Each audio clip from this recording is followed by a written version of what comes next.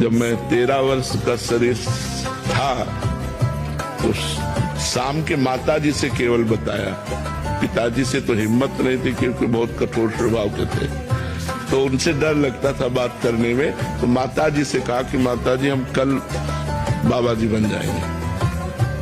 बाबा जी बन जाएंगे। उन्होंने विनोद समझा तो हमारी बात बन गई, क्योंकि उन्होंने विनोद समझा। अगर सीरियस समझती तो रो देती या कुछ हमको आदेश करती, और उन्होंने विनोद समझा तो ध्यान ही नहीं दिया। भगवान ने हमारी बात बना दी।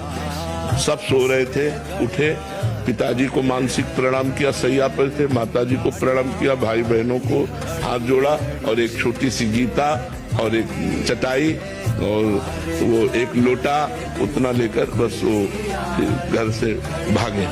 और 15 किलोमीटर चलने के बाद थक गए तो एक शंकर जी का मंदिर आता है नंदेश्वर, सरसौल ब्लॉक में नंदेश्वर महादेव, वहां जंगल में जाकर के रुके।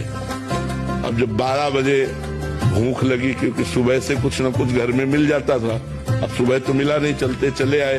अब दोपहर के 12 बज गए, भूख लगी, तो पहली बार हमारे मन में प्रश्न उठा कि कैसे जीवन निर्वाह होगा, जीवन निर्वाह कैसे होगा, कहाँ रहेंगे, कहाँ जाओगे। तुरंत हम कहा ये तो हमको परास्त कर देगा प्रश्न।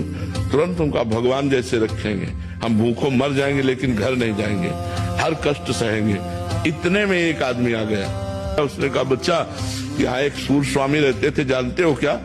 हम कहा हम यहाँ नए आए, हम जानते किसी को नहीं। तो कमंडल खोला और 1 लीटर दही होगा, मीठा दही होगा, तुम पी लो, अब हम वापस नहीं ले जाएंगे। उनके लिए लाए थे, वो है नहीं, तो आप पी लो। वो संत कहीं चले गए होंगे, तो हमें सब कुछ लगे। हम कहा हम क्यों पी ले? बोले नहीं पी लो, महादेव जी की ऐसी इच्छा है। तो उसी लोटे में डाल के 3-4 लोटा निकला, छोटा लोटा था। और जब वो गए तो 1 लीटर दही में खूब छक गए ना, पर जो ही गए से शंकर जी के ऐसे पिंडी को पकड़ के खूब रोए। हमें विश्वास हो गया कि हमारे जीवन का आप पार करेंगे, आप स्वीकार करेंगे। बस वो दिन क्या दिन, कभी घर नहीं याद आया, कभी घर नहीं गए, कभी परिवार से एक रोटी नहीं खाई आज तक, अपने जन्मभूमि की एक रोटी आज तक नहीं खाई जब से घर से निकले। भगवान की कृपा से